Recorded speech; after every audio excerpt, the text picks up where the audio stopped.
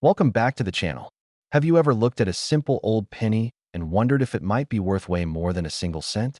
Well, the truth is, there are millions of coins floating around in circulation today that have stories most people never hear.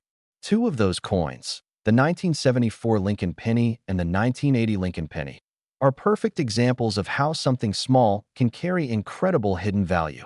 Both of these coins might still be sitting unnoticed in jars, drawers, or coin rolls across the country, just waiting for someone with a sharp eye to discover their true worth. And in today's video, we're uncovering every secret behind these two modern treasures that could make your next find worth thousands of dollars. Now, the Lincoln cent has always been one of America's most collected coins. Ever since 1909, when it first appeared to honor the 100th anniversary of Abraham Lincoln's birth, this little coin has carried a huge amount of history in its design.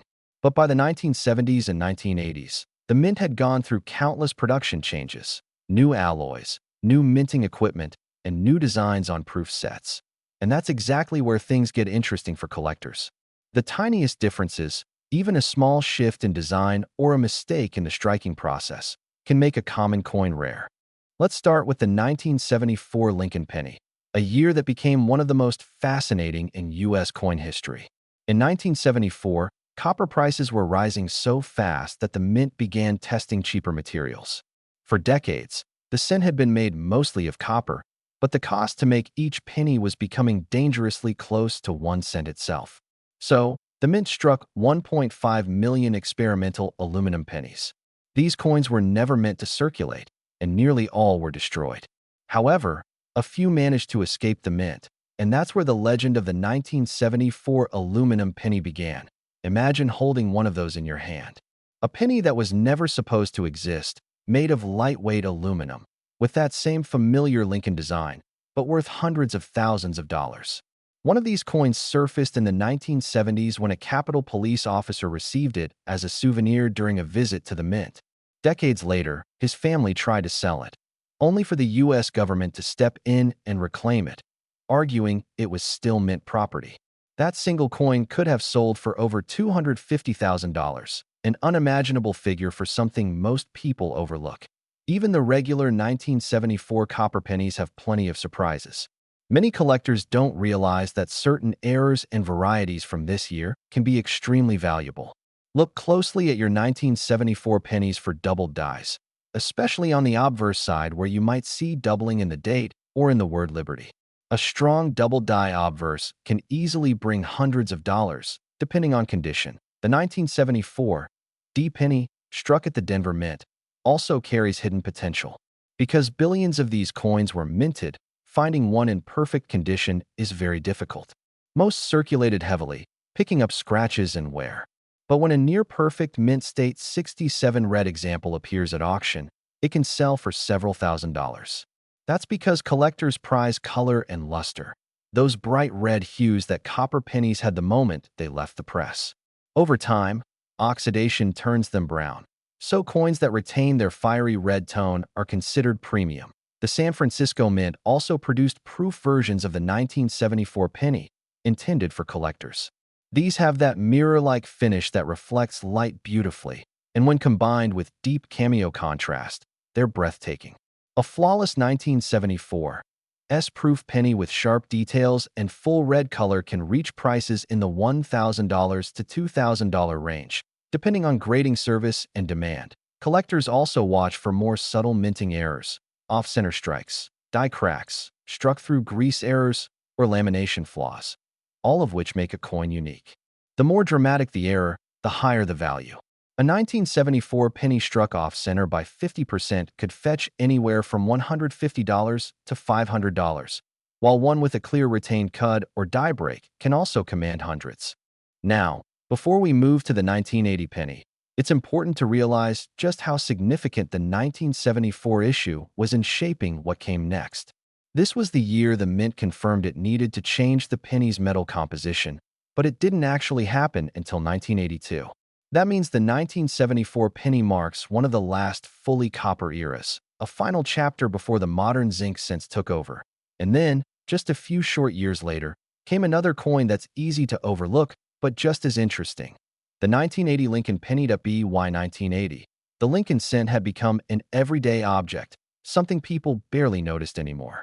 But behind the scenes, the mint was making key refinements in production that led to some fascinating results. This was also one of the last years before the P mint mark began appearing on Philadelphia coins in 1982. So 1980 pennies with no mint mark actually came from the Philadelphia Mint, and those in top condition are highly sought after by collectors today. Most 1980 pennies were struck on copper planchets, 95% copper, 5% zinc, weighing 3.11 grams. But here's where things get interesting. The mint was preparing to transition to a cheaper zinc composition, and occasionally, transitional or experimental pieces slipped through. There are reports of 1980 transitional error cents struck on different planchets, and while they're rare, they can bring thousands when authenticated. The most famous 1980 penny varieties include double dies and die cracks. For instance, a strong double die obverse showing doubling on the date, or In God We Trust, can be worth hundreds or even more in mint condition. Die cracks near Lincoln's shoulder or along the rim also catch collector attention, especially if the crack is bold and visible. Condition is everything. A regular 1980 penny from circulation might be worth just face value, but a pristine MS 68 red example can easily sell for $2,000 or more. That's why coin roll hunters pay such close attention. Most people see common sense, but a trained collector sees opportunity. Proof coins also exist for 1980, struck at the San Francisco Mint with an S mark. These proof pennies have an incredible mirror-like finish and are made specifically for collectors. If you find a proof with strong cameo contrast, where Lincoln's image looks frosted and stands out against the shiny background, that's where serious value lies. Now, there's one more thing collectors love about the 1980 penny: its role in the transition era. The early 1980s were a turning point in U.S. coin production. By 1982, the mint officially switched to a copper-plated zinc composition, making the earlier copper coins more desirable. So, when people talk about copper hoarding today, it's coins like the 1980 that collectors are after. Each one still has intrinsic metal value slightly higher than face value, which makes them even more interesting to stack. Imagine finding a 1980 penny that's flawless, untouched, bright red, with every detail of Lincoln's profile crisp and clean. That single coin, when graded by PCGS or NGC, could end up selling for thousands. And even if you don't find one that valuable, you're still holding on to a small piece of American history. Now, here's the real takeaway.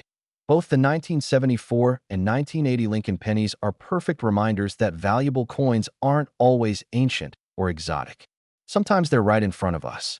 Whether it's a 1974 aluminum rarity worth hundreds of thousands, or a 1980 double die hiding in pocket change, these coins prove that the next big discovery could be in your hands right now. So, next time you go through your change or open that old jar of pennies sitting in the kitchen drawer, take a moment to look closely. Check the date. Look for that shine, that crisp lettering, that tiny detail that others missed. Because hidden treasure isn't always buried. Sometimes it's right in plain sight. And remember, every collector starts somewhere. Maybe today's the day you start your own treasure hunt. Maybe your next 1974 or 1980 penny turns out to be the one that changes everything. If you enjoyed this deep dive into the world of rare Lincoln cents, don't forget to like this video, subscribe to the channel, and hit that notification bell so you never miss a new upload. Here, we're all about uncovering hidden value, learning the secrets of the mint, and helping you turn pocket change into profit. Thanks for watching. And as always, keep checking your change, keep hunting, and maybe the next rare coin we talk about will be the one sitting in your hand right now.